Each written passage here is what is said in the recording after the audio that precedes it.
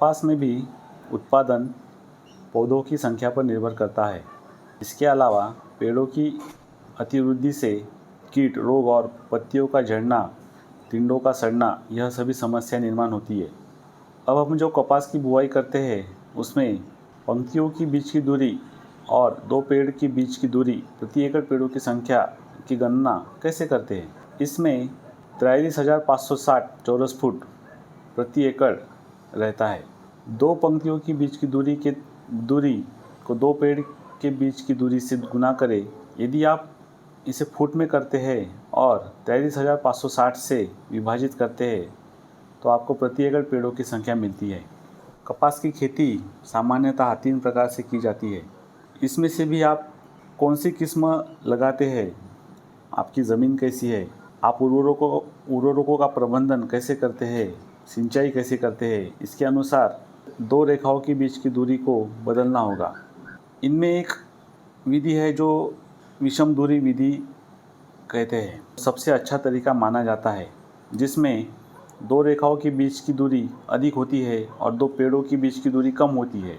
दूसरी विधि दो रेखा विधि है, लेकिन कपास में यह तरीका बहुत सफल नहीं हुआ है। यहाँ पर खेती करना मुश्किल हो जाता है। इसके बाद पत्तियों का झड़ना ज़्यादा होता है, माल की कमी होती है। और तीसरी विधि यानी समान दूरी की विधि है। इसी तरह से कपास बोते थे, यानी दो पंक्तियों और दो पेड़ों के बीच की दूरी समान, यानी 4x4 फीट या 3x3 फीट या 5x5 फीट। इसका फ़ायदा यह है कि आप इसकी जुताई आड़ी तिरछी सीधी कैसे भी कर सकते हो। लेकिन नुकसान यह है कि इस पद्धति में पौधों की संख्या बढ़ाई नहीं जा सकती। हमें समान दूरी विधि से वृक्षों की संख्या बढ़ाने में कठिनाई होती है। तो सबसे अच्छा तरीका कौन सा है? तो हम उसे विषम दूरी विधि के रूप में उसका उपयोग करते हैं। दोनों लाइनों के बीच की दूरी को ज़्यादा रखें तो वह कितनी होनी चाहिए? तो उसमें भी हम किस किस्म को बोते हैं, आपकी ज़मीन कैसी है, उसके लिए आप कितना खाद देते हो, आपके खेत में कपास की कितनी पैदावार होती है, इन सभी चीज़ों को ध्यान में रखकर दो पंक्तियों के बीच की दूरी इतनी रखें कि वहाँ कपास ज़्यादा घना ना हो, ज़्यादा गाढ़ा ना हो।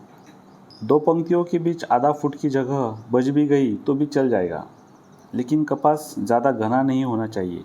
अगर आपकी कपास 3 फीट में ज़्यादा घनी हो रही हो तो 3.5 फीट का अंतर रखें। 3.5 में गाढ़ी हो रही हो तो 4 फीट रखें।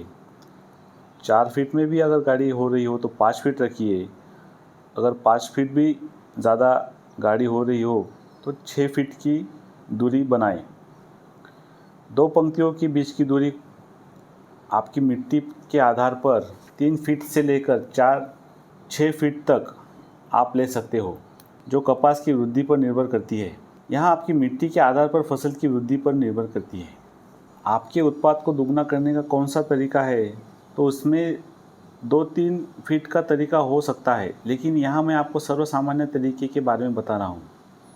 कम से कम 3 फीट का अंतर दो पंक्तियों में और अधिकतम 6 फीट का अंतर रखें।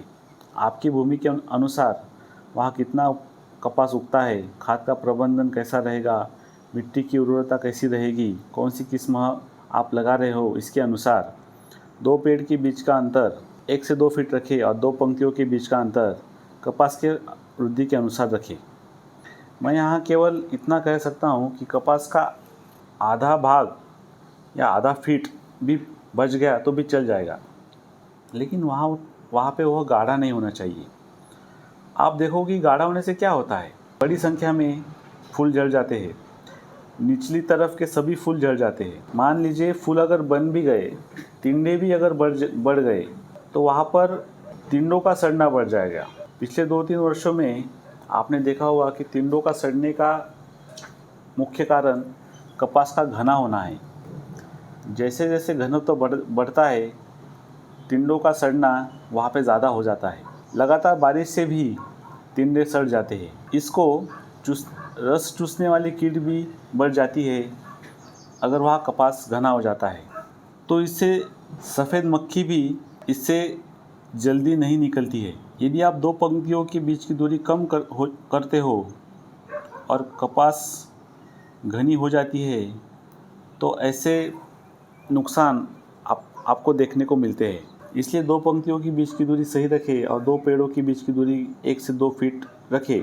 तो किसान भाइयों, यदि आप इस पद्धति से उचित दूरी बनाकर रखते हैं तो निश्चित रूप से मुझे आशा है कि 2 पंक्तियों में और 2 पेड़ों के बीच की दूरी आपकी उत्पादकता बढ़ाने के लिए एक महत्वपूर्ण कारक बनेगी। यह निश्चित रूप से मैं आपकी उत्पादकता को बढ़ाएगा। धन्यवाद।